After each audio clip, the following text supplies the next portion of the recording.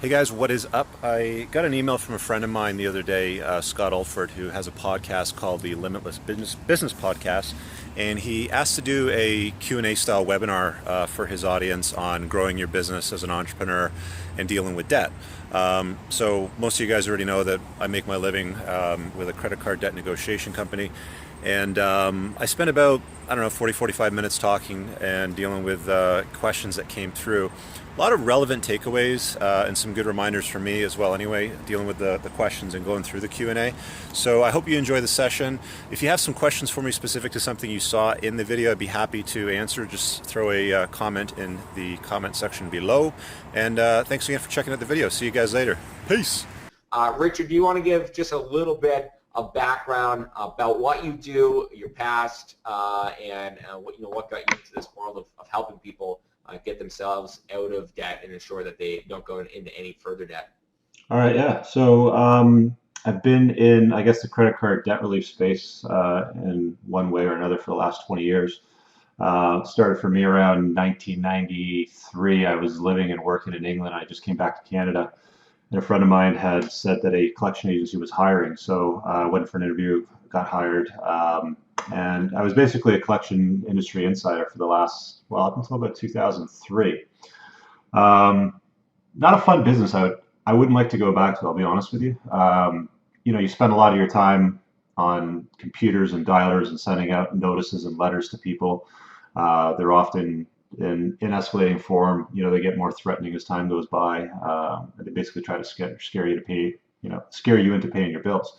So I left that industry. I guess I was doing about a 220, $225,000 a month collection department. Worked everything from student loans, credit cards, lease sundry items, every type of portfolio. So anything from credit cards all the way to the other side of the equation where you had people that would deposit empty envelopes in an ATM and then make a withdrawal for the cash out afterwards when they never actually made a real deposit. So I left that world and just wanted to figure out what I wanted to do. I was always an entrepreneur throughout life. Really, I really didn't like working in the corporate world. To be perfectly honest. I had a couple of small businesses when I was a teenager and even as a kid, and I figured I'd take another stab at entrepreneurship. So at 30, I set up my own business. I called it Total Debt Freedom. Website's totaldebtfreedom.ca. And it was basically founded on the premise of negotiating credit card debt for people using the proceeds of a mortgage refinance. So we spent a lot of time in the mortgage community talking to mortgage agents that were trying to unlock money for people that were paying off credit card debt. Because quite often when your credit score goes south and the bank won't touch you, the only way to get a lump sum of money to pay off the debt is to borrow it against your house. So somebody might have $50,000 in credit card debt. We would maybe get them a second for 20 or 30,000 and then pay off the debt at a reduced amount with settlements with the proceeds of financing. That moved into a situation where we learned more people than not didn't have equity in a home or weren't homeowners but still wanted to pay off debt. So we created a program where it was basically a self-funded settlement where people would follow a budget and they would settle the debt over usually 3 or 4 years, pay out the debts in lump sum settlements, and they'd be done with it quite quickly. The real promising part about the entire process of getting rid of debt this way was it did a lot less damage to credit bureaus, we learned, because we followed people's credit reports throughout time quite often. It was more private than a bankruptcy or a consumer proposal, and because it's self-funded, it totally advocates for the consumer. So a lot of people don't know with a lot of the options that are available in Canada that credit counselors, for example, get about 70% of their money from the very people that you owe. So even though you get into these nonprofit programs that are supposed to be great and kind and friendly, they're not really doing you any favors because they get the full amount back for the credit card companies plus some interest. And that's really the whole story. We've been doing this since 2004-ish. We've settled over $36 million in credit card debt for about 40 cents on the dollar, and just under 2,000 people, have been helped with the program. It works. It's not for everybody. We send away a lot more people than what we take into the program. We're very specific about who we try to help, but we've got a pretty deep understanding of money, cash flow, credit, debt, and budgeting and things like that. So, oh, I lost audio. Can't hear you. Sorry, I There you had go. myself muted.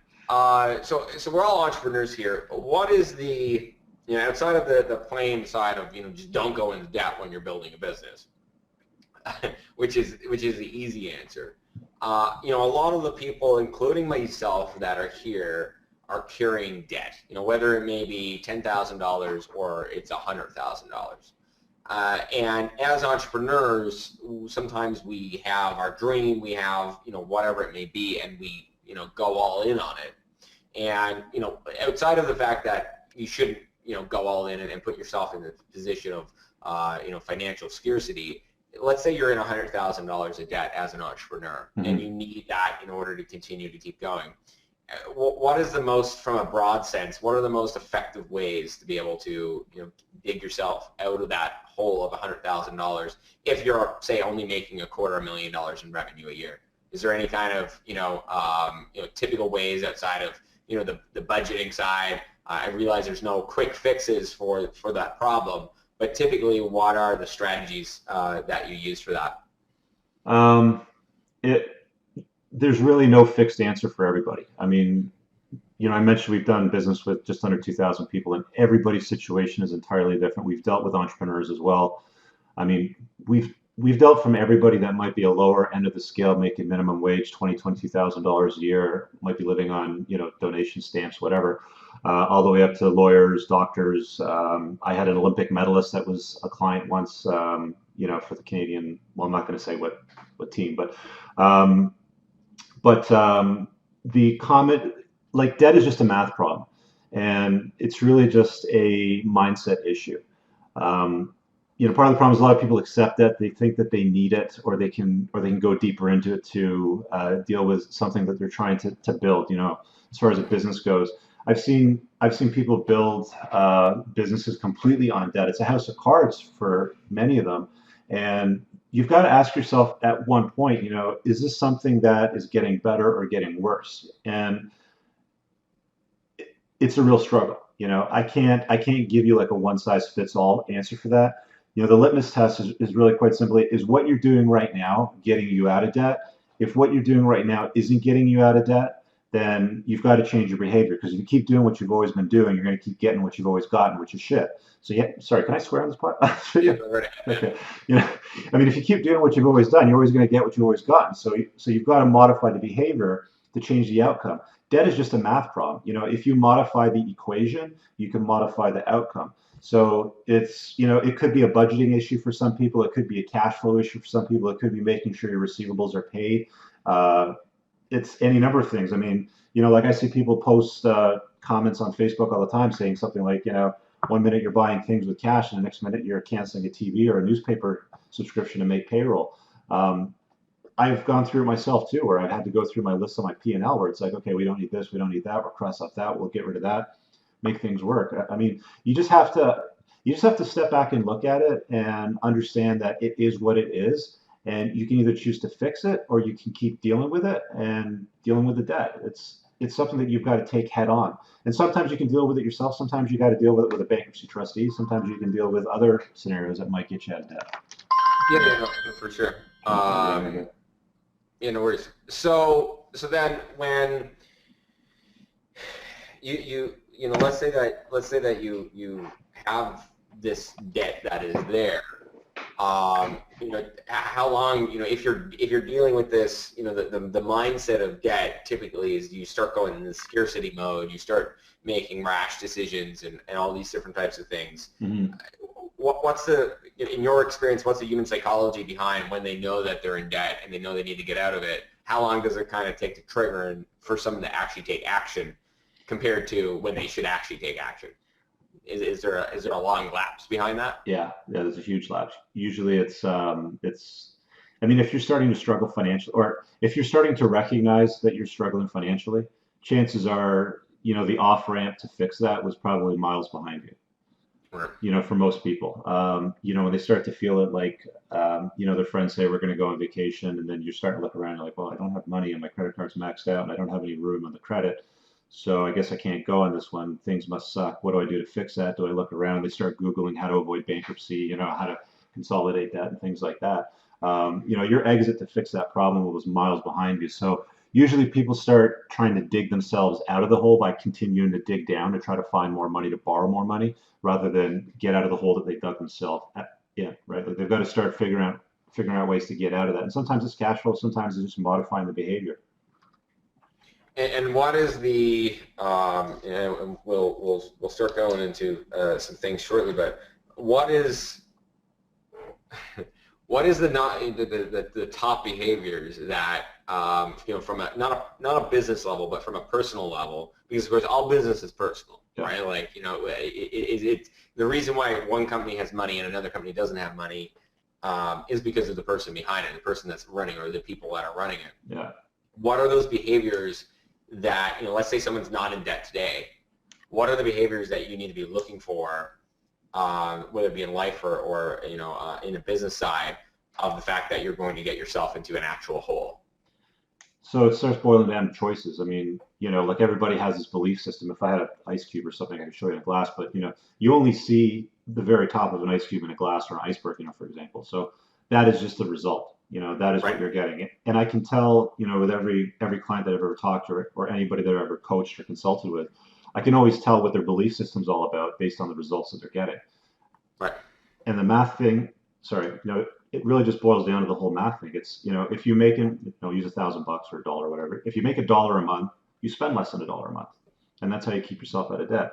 Now, I recognize that we live in a society today where, there's all kinds of, hey, you're richer than you think you are and you can borrow more and just keep, buy, take, and there's more credit cards in the mail that, you know what to do with, or there's easy terms, or, pay 0% for 6 months as an introductory offer. And there's people that go and, transfer balance from one credit card to another. But what ends up happening, these are all band-aids. You go and transfer your 18.99% on that credit card to this one over here at 0% for an introductory offer for 6 months. Well, guess what? When the introductory offer goes, so do your hopes of paying off that debt. All you've done is stuck a band-aid on it for 6 months. So you got to go deeper than that and see if you can fix the cash flow situation where you're making more money to catch up for the hole that you've dug yourself out of, and you're able to pay that off. Or if you recognize, I mean, at some point you might actually have to step back and say, you know what, I'm sitting here in a sinking ship and I'm bailing out water, but it's still taking on water. It's still going down, right? And if that's the situation, if it's still going down, get off the ship. Like, what are you bailing water for? You've got to, that might be a situation where you're talking to somebody about bankruptcy. You might want to consider a debt settlement approach. If you can sell some assets to pay off debt if they're sitting around. There's any number of different strategies that you can take a look at. Yeah, no, that makes sense. Okay, so I have quite a few questions here. So let's get into some kind of real world questions that are here. And I realize a lot of these, are somewhat broad, but let's get into what's here. And I know, Richard, I sent these to you before, so I'm just going to pick these kind of in a row. Automatic personal budgeting based on percentages. So the question was, of course, what is your biggest financial challenge or question? And automatic personal budgeting based on percentages and not on amounts. Can't seem to find an easy way to do this anywhere. And I know for anyone whose income changes month to month, this works really well. So, I guess, and I believe this question was asked by Gabe, which I know is here. So I'm not sure if you want to elaborate anything specifically on this question. But I assume, Richard, in terms of the context of this question, is when it comes to personal budgeting, is there a way to create percentages based on how much money is actually coming in the past month? Or is there, like, from a budgeting perspective, what is the best way to budget if you don't actually know how much money you're going to be coming in? If you 1 month maybe 3,000, the next month is 6,000. Yeah. So I'll answer that more specifically, but I kind of want to distill it with one simple phrase. And I've seen it so many times where rich people stay rich, or wealthy people stay wealthy because they live like they're poor, and poor people end up being poor because they try to live like they're rich. So, again, there's no specific answer to it. I mean, I've had months where I've saved $50,000 a month, and I've had months where I've put, 10 or 20 grand into the business out of my own pocket. So it really depends on cash flow. You've got to understand, when the sun shines, you grow hay, right? right? So if you got the business throwing off money, set it aside. You don't need to go out and buy that new fancy Mercedes because your buddy's got one, or somebody on Facebook is all, hey, look at me and my flashy Lamborghini, and it's gone in a couple of months because it's been repossessed. It's it's a math equation again. Everybody has gone through some basic accounting at some point if they've been through the school system. And I'm not a university graduate. I'm not here to preach to you that accounting is the end all be all, because I outsource that. I give that to my accountant to deal with. But I know enough to know that if I make $1, I spend less than $1 a month. Now, if there's months where I'm spending more than what I'm making, it's because I've got money set aside and I'm able to draw from that to go and throw it at it. So I've got the same question here in front of me. So specifically, you're saying how much? As much as you can. One of the best things that you can do is, if you want to set a line in the sand and say, I want to set aside 10%, set aside 10%, and do that before you even spend it on anything else. So, you've heard this pay yourself first sort of thing. Take that 10%, whatever it might amount to, and then set it aside, and it's been taken out of the expenses. And now whatever's left over is what you have left to spend on running your business, to market, to advertise, to take care of payroll, and this, that, and the other thing. You've got that set aside. You're automatically going to adjust your budget and your spending habits on the back end, because you've just lost the 10% on the front end because you paid yourself first and you've set it aside. So you're going to adapt to it. Everybody knows what to do when it comes to things like budgeting. It's just like weight loss. Weight loss is a simple sort of thing. It's move more, eat less. You just burn more calories than what you take in. Exactly. Could you talk a little bit? I'm sure you're familiar with the book Profit First. I'm not actually, no. You're not? Okay. No. It's by Mike Mitch. I can't say his last name. I know I was introduced to it by Steve French, which is also on this.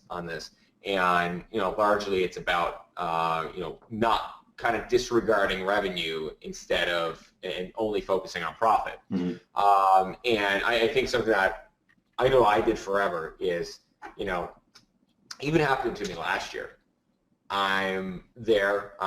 Last year we did just under $1 million in revenue, and money's coming into the bank, and I wasn't thinking about profit. I was thinking about revenue instead of profit. And $1 million company per se, depending on which way you look at it, that's great and all, but our profit margin was so low that it was difficult to actually even make money in that specific business. And so I'm sitting there in January, and I'm looking at the year, and I'm kind of like, holy shit, my business is broken. My business doesn't work. Yeah. If I keep on doing this, I'm literally going to make 7%, maybe 10% on every $1 million that I make, and it takes a lot to actually make $1 million.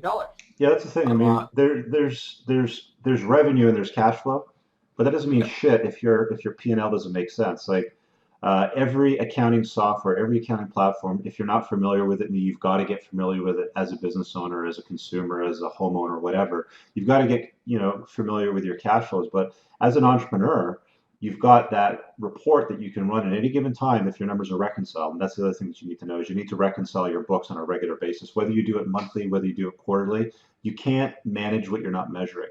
So you have to make sure that your books are up to speed, so you know exactly what's going on, so you've got an accurate picture. Look at the P&L and look at it on a previous year comparison basis. So every quarter, what I do with my business is I'll dive into the P&L and I'll actually share it with my staff. I don't drill down to it and I open every table and say, this is what we're paying everybody individually, but they know where the money goes. I mean, as an entrepreneur, I think you said pretty much everybody in the call is an entrepreneur, right? Yeah. So as an entrepreneur, I mean, your employees think that you're a zillionaire. They probably think that on the weekend when they're not hanging out with you in the office or wherever, that you're flying around in a G6 going to Vegas and Ibiza and all sorts of stuff. The truth of the matter is you're working while they're playing golf or whatever, right?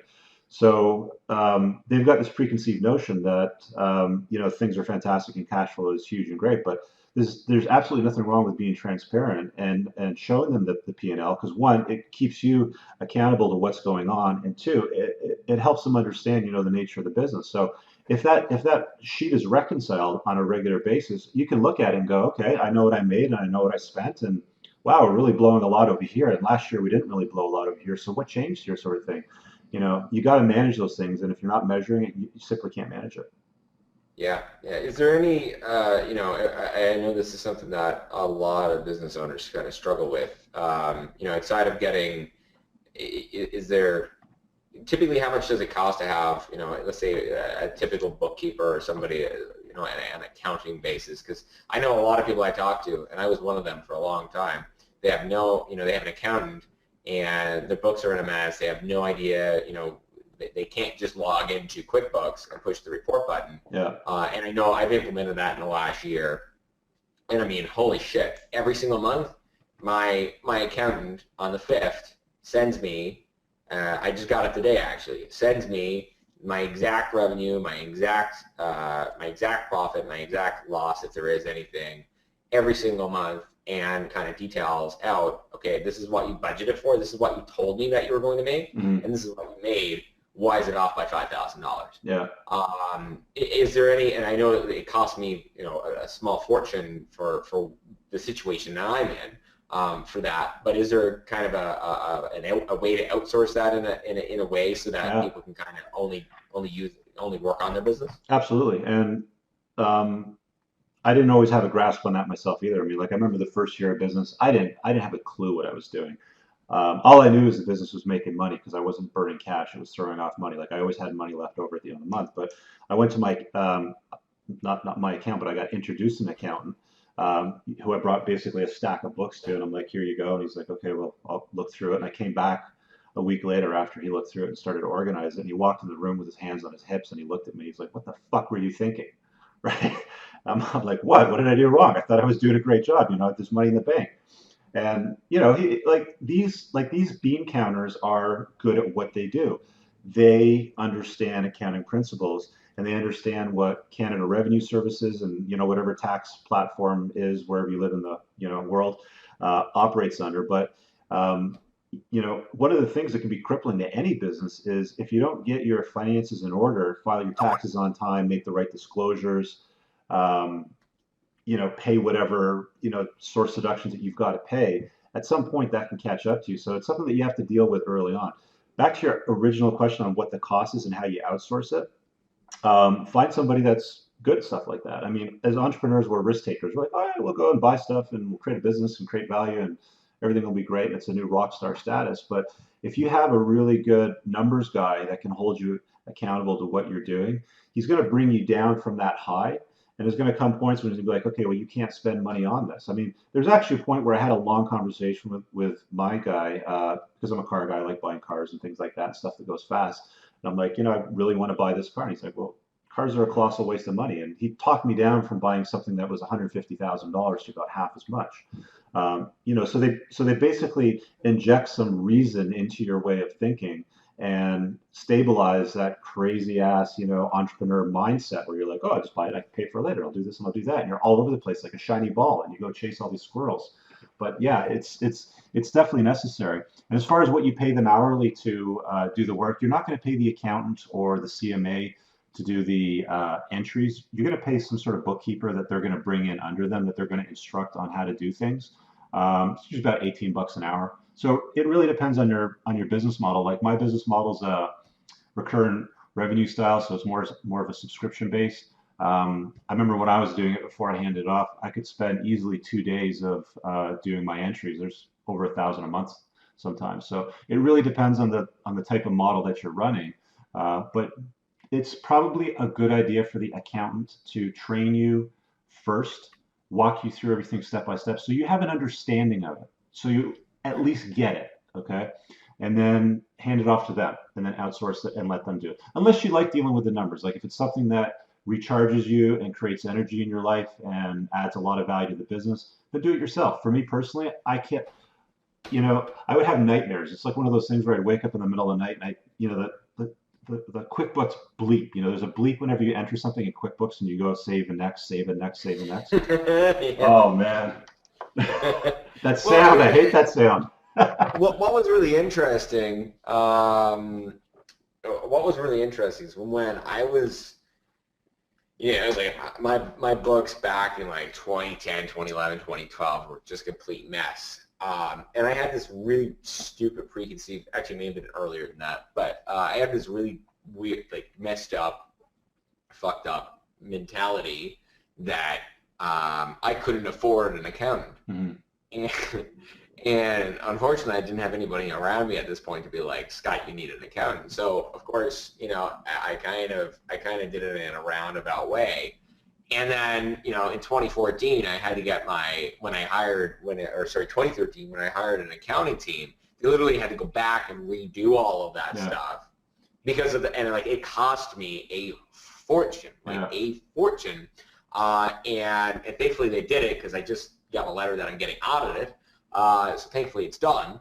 But in saying that, I think a lot of people don't believe that they can actually afford to do it. But then if you get behind with CRA, you get behind with remittances and all these types of things, it can literally bankrupt you. Well, that's the thing that usually triggers an audit, right? If you're not making your source deductions, if you're not making your corporate tax payments, if you're not paying HST on time, those are usually the things that trigger audits. And bookkeepers, accountants, especially CMAs and things like that, they tend to know what has triggered audits for past clients. Find somebody with experience. Just ask around. You can post on Facebook and ask, if somebody knows a good bookkeeper, a good accountant, and then meet with them. I mean, a good sign that you've got somebody that's worthwhile working with, from my experience, was somebody that would actually take the time to get to know me and my business and my needs. I do the same thing with lawyers too. If I'm ever going to hire a lawyer to do work, I don't want to have a conversation with them over the phone and then hire them and get them to do shit. I want them to get what my business is about. I want them to get what my personal needs are, so that when I talk to them and I need recommendations, they're thinking beyond just, case law, or thinking beyond ledger tables, like what are your assets, what are your liabilities. And if they're serious about taking you on as a client and helping you grow your business, then they'll take the time out to do that. So you want to sniff around. I mean, you've got to have a bit of a barometer, when it comes to running a business. So you have to understand, is this somebody that I want to do business with and outsource my books to, or, are you going to do it yourself? What are you going to plan on doing there? Yeah, no, that makes sense. I have a question here. My business model requires, this may be an interesting one. My business model requires a huge amount of debt. And then it says, but I'm curious to see if I pick up something interesting on that. What's your thoughts on somebody that's going into a business that requires a lot of innovation, or something where they may need, or at least the illusion that they need to go into, a large amount of debt? Or is there a better way to kind of get that money? Probably not going to like my answer, but I wouldn't do that business. I just, you've got to get clear on what your non-negotiables are in life and as an entrepreneur. And if going into 100,000 or $250,000 or $1 million in debt to try to create a business is part of your, belief system, and that's something that's okay, then I really can't think of very many business owners that I've met over the years, and with masterminds and entrepreneurs org, and I mentor EOA members. I can't think of anybody that's gotten a successful business off the ground with debt, unless they've used venture capital money. And if you have a round of investors that are willing to put their money in your business idea to grow it, good for you. It's something that can work. But I've never seen anybody go into $500,000 in debt and get something off the ground. You see them all the time on shows like Dragon's Den and Shark Tank and stuff like that. They'll go in and say, I've been working on this for 7 years and I've spent $1 million of my money and I've financed my house and I've got nothing left and I really need your investment. And then they start telling the guy, you don't have a business, you have a hobby. I mean, you're in debt for over X amount of dollars. If it's not working, then stop throwing money at it. Please beat it with a stick and bury it 6 feet under and get rid of it and start something new. So not the answer you're looking for, but I personally wouldn't want to mortgage my house to, high hell and sell assets and, cash out my retirement savings to get a business off the ground. I mean, if somebody's willing to give you money for what you're selling, for the value that you're adding to their life, whether it's a service or a product, they should start paying you now because it adds that much value to them. And you should be getting paid now, not getting paid 6 months, 12 months, 18 months later. Yeah, that makes sense. Here's an interesting question. I think the answer is just make more money. But how do you catch up after being unemployed for 6 months? Catch up as far as an entrepreneur with a startup? Yeah, but by the intention of what it is. I mean, my only thing is make more money, but I don't know if you have anything else on that one. It seems like it would be pretty difficult to catch up after 6 months. Yeah, it's a math equation. Make more money. then you have money to spend. Yeah. I mean, Yeah. I mean, it's not rocket science. Yeah. No. That is Sell true. I something mean, today. If you have something yeah. of value that that you've created, the product or service, sell it today and get somebody to give you money today. A lot of these information marketers and packaged products and like they don't even make them now. They'll go and put out a advertisement, a landing page, and say pre-register now, and I'll give you 30% discount or whatever. They haven't even made the product or service. They actually test it first to see if somebody's willing to actually put their credit card in the PayPal account and pay them before they'll go and do the work. I got a couple stories. Back in March, I'm launching a podcast program next month, and I did a podcast, and I did a webinar on podcasting, and had lots of people show up and that type of thing. And about 3 hours beforehand, I was like, you know what, I should probably do I should probably offer a course or something at the end of this. And within 48 hours, I generated about $40,000 in March, which made my March actually very profitable. And I had absolutely no product whatsoever to actually generate that revenue. Yeah. Then back in May, I had someone come to me and was like, hey, listen, can you teach me inbound marketing? And I'm like, sure, but you're not going to be able to afford it. So I got 18 people put together, and I think we generated about $27,000 or $28,000 US. And I just went ahead again, and as of tomorrow, I will have generated 2 times about $53,000 US. Yeah. And completely pre-sold, has absolutely no, very little cost besides my time, and it does take a lot of my time, but I do that with absolute zero investment up front. Yeah. And and what I see all the time is people putting their product together, everything else. They spend all this time, all this money, and they go to sell it, and nobody wants it. I did the exact same thing on kind of a side project that I started in 2004 or 5 because, I mentioned earlier that I started kind of in the mortgage community, and I had a lot of mortgage agents that I noticed wanted business, right? So I created this website called Refer Me To, and I was going to build it out to refer me to a mortgage agent, refer me to a life insurance guy, refer me to a real whatever. And I spent probably about 2 months building this thing out, networking with the mortgage agents. And then when I said to them, okay, so I'm ready to send you some leads, they're $25 a pop, nobody would cough up their money. And my screw up there, my learning lesson was never launch a business unless people are willing to give you money for what it is that you're doing. I had people come back saying, oh, let's do a commission split or a revenue share or a JV or whatever. And I'm like, no, it's a flat out, you buy the leads, you prospect them, and then you mine them and you make your money. But nobody was willing to give me money for that service. So, I wasted 2 months of my time and I threw it in the garbage. It was a semi-cheap startup, but the lesson was pretty obvious to me. If nobody's willing to pay me for what I'm going to do, why bother doing it? Yeah, no, big time. And I think that's, my business that took a lot of my resources back in 2012 and 2013. I could have validated that for less than $25,000, and instead I went and spent hundreds of thousands of dollars trying to build this thing before I even validated it. And to this day, I don't know if it would work or it wouldn't work because I never ever validated it right from the get-go. And it's so cheap to validate now. Literally, you just put an inbound marketing program together to see if you can get people from Facebook to say, yes, I want that. Yeah. Put a webinar, have a couple hundred people come on a webinar, and if they give you credit card numbers and say, yes, I want that, you have a business. Yeah. Well, if not, you're screwed. I've seen that a lot of venture capitalists nowadays, they don't even want to invest money into a startup unless they've got an audience to sell to. So do they have it on Kickstarter, and if people contributed to the campaign? Do they have pre-registrations? They have an audience of whatever 5,000 people on a mailing list that have opted in, for the early offers and stuff like that. They won't invest their money if there's no audience to sell to. Yeah, no, exactly. I got to have a question here from Matt. I've heard other entrepreneurs say hire a lawyer; it'll save you more in the long run. You're saying similar about an accountant. Is it smart to hire all of these? It isn't smart to hire all of these people, is it?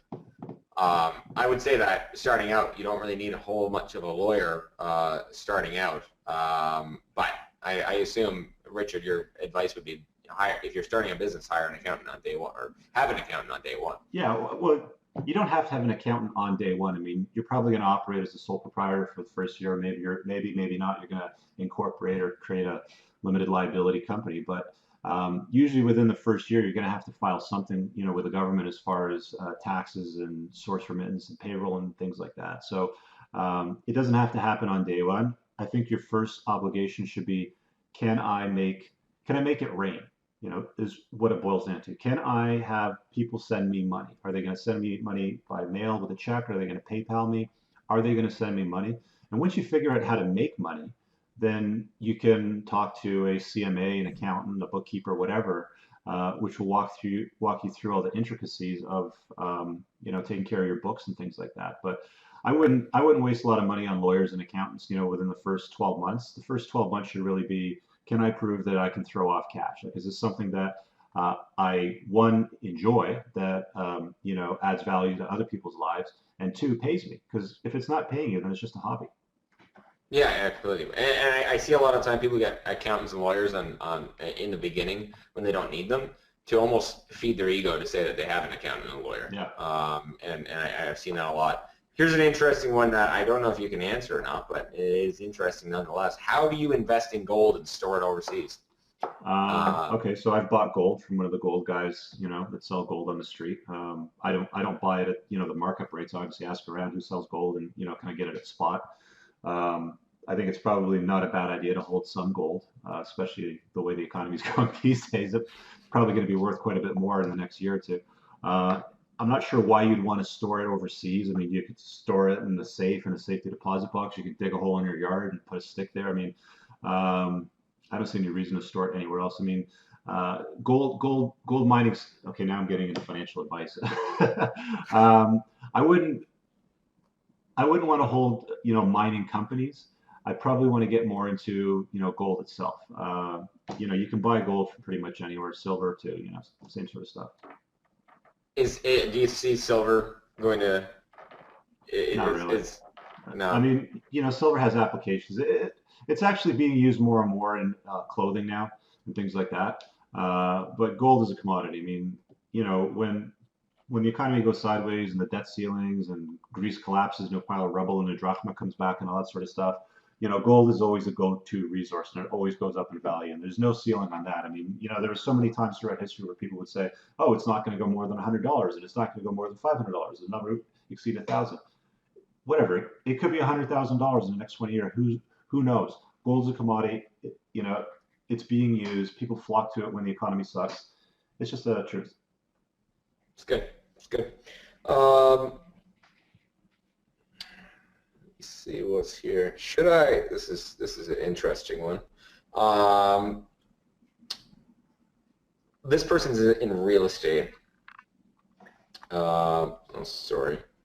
Here we go. So this person's in real estate, and knowing them, they do have capital to be able to invest in it. So I'm not sure how much experience you have in this, but how do you find a healthy balance between debt and growth, especially in a capital-intensive business such as real estate? Should I be leveraging debt when it's something that, essentially, should I be leveraging debt when it's something that's an actual asset, or, is it better to kind of keep the money in the bank per se? Well, money's slower investments. Yeah, money's really cheap right now. So to have money sitting around in an investment savings account, it's really collecting dust more than anything. It's actually lowering in value over time. Doesn't make a lot of sense. But I mean, you can also borrow for next to nothing if you've got good credit, and the capacity to pay back that loan. You can borrow it at almost free. So my answer to that would probably be borrow the money if you don't have it. Borrow it from the bank, borrow it from the mortgage lenders, and if you're investing in real estate or creating, rental income properties and things like that, borrow it if you can get it. I mean, Donald Trump built an empire on borrowed money. Yeah, gotcha. Here's a really cool question. If you couldn't leave any money to your kids, and you have a daughter, right? Yeah. But just one piece of advice. If you could just leave them one piece of advice, what would that piece of advice be? I wouldn't leave my kids any money. I would leave them with knowledge. In fact, if you talk to very very many successful entrepreneurs that have shitloads of money, most of them will actually say flat out, I'm not leaving my kids any money. I'm going to leave them with knowledge they can go build their own wealth. The money gets donated, it goes to charities and things like that. But it's the whole, do you want to teach them how to fish or do you want to feed them? Right? You can give them loads of money, they'll go and blow it on parties, or it doesn't have any value to them when you just give it to them. So, my own personal life, my choice will be to give her the experience and the knowledge. And if there's any money left over after it's been used for whatever, then she can have that. That's good. I've had well, I don't plan to have kids in my lifetime. That's always the same kind of mentality that that I've always kind of kept, and I'm thankful that my parents were the same. I'm going to ask one last question here, but if you do have any other questions, just put them in the question box over here on the right.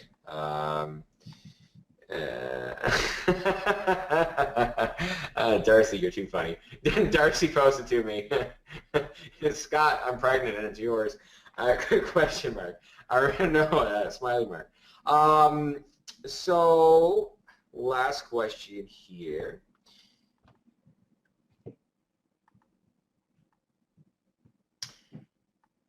What are the best ways to create? So let me kind of rephrase this question that's here because I think that's a good one. So Richard, when you were building your business, were you in a point of having more, not residual business? Because as I understand, you kind of have recurring revenue that kind of comes in every single month, correct? Yeah. So at one point, did you have business where it was more upfront totally. fee? Yeah. And how did you transition into a recurring business model? I had to because it was like an eat what you kill sort of scenario. So, if you had 6 clients that you were working for, you basically do the work and get paid. But there were scenarios where I would do the work and I wouldn't get paid.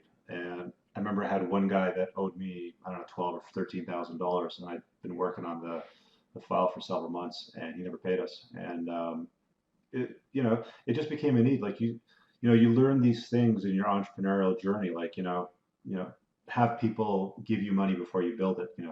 Was one of the lessons. The other lessons that I learned was stop working for people for free, hoping you get paid 3-6 months later, and then they choose not to pay you, especially when they have nothing that you could take to try to get paid on. I mean, I remember this guy. I was so upset, man. I was so pissed off, and he had nothing that I could go and pursue. So, my typical reaction was I'll just sue him into the Stone Age. And when I started looking around, I'm like, I had realized that I didn't protect myself, and I had gone and done all this work for basically free. He reaped the benefits of it, and he refused to pay. And he wasn't a homeowner. The house was in his wife's name. He had no other assets. I really had nothing that I could do. So it was one of those things where it's like I could try to sue this guy, but really it was water under the bridge. Just let it go. And after that happened a couple of times, that I looked for ways to create a business model that was more in line with creating recurring revenue, which is more subscription based, which made a lot more sense for me as an entrepreneur, and it made a lot more sense for my clients too, because there were so many people that wanted to get help from us, but they didn't have access to a lump sum or home equity. So we would just put them in a 3 or 4 year plan, and then we'd have that trickle of revenue over the 3 or 4 years. How did you, because I know this is something I started doing last year, and I know a lot of people love the concept of that because, not only are you able to at some point have all your expenses paid, not only are you able to, create a more sustainable cash flow, and at the same time, you also have a business that you can sell in a lot easier way because your valuation is going to be a lot higher. Yeah.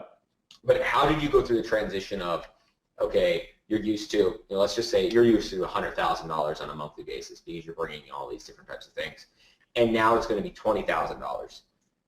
How did you manage a transition from going to lump sum to actual the transition of on a recurring basis? Because I know that is the question I always get from everybody on how to transfer to that recurring basis. Yeah, you obviously build out the model and then you just move into it slowly. So month 1 you might add 20 new clients, month 2 you add 20 new clients, month 3, by month 3 you've got 60 clients paying you monthly. So it's like this pot that just keeps filling up month after month, and within a couple of years time, you realize that you can open the doors in any given month, and you look at your bank account and you know what's going in there every single month. You know that 6% of your clients will bounce their payments. You know, you've been basically measuring everything so that you can manage it, so you understand what's going on. But I didn't just drop the, eat what you kill model, where I was basically, taking a client on, doing the work, getting paid. I kept doing that, but I moved more into the monthly subscription model, so that we could transition over to that, so that I knew there was a more secure source of revenue to ease cash flow. Right. Yeah. No, it's and I mean, I think that almost any business, a lot of people a lot of times don't think that they can do that reoccurring basis. But I mean, even last year when we used to do a lot of website development, what we did in order to go down that route is we would take someone and, let's say a website costs $30,000. We would put it over 12 or 24 months, take 25% up front, and then put 75% over 12 or 24 months, and it created this, reoccurring revenue stream. Yeah. And, yes, we sacrificed our revenue today, but, now all of our expenses on a monthly basis are kind of, covered, and everything that's new is essentially profit. Yeah. It's just kind of thinking about things a little bit differently. And outside of that, it's actually a better sales tactic, because people are way willing to spend $500 a month with you compared to, 20,000 on month one. Yeah. And, the barrier to entry is so much easier for that client and for you. And at the end of the day, if it doesn't work out in 3 to 6 months because they go out of business, or they stop paying you, or they're redirect another direction, well, you've been paid for your time, right? Exactly. No, that's for sure.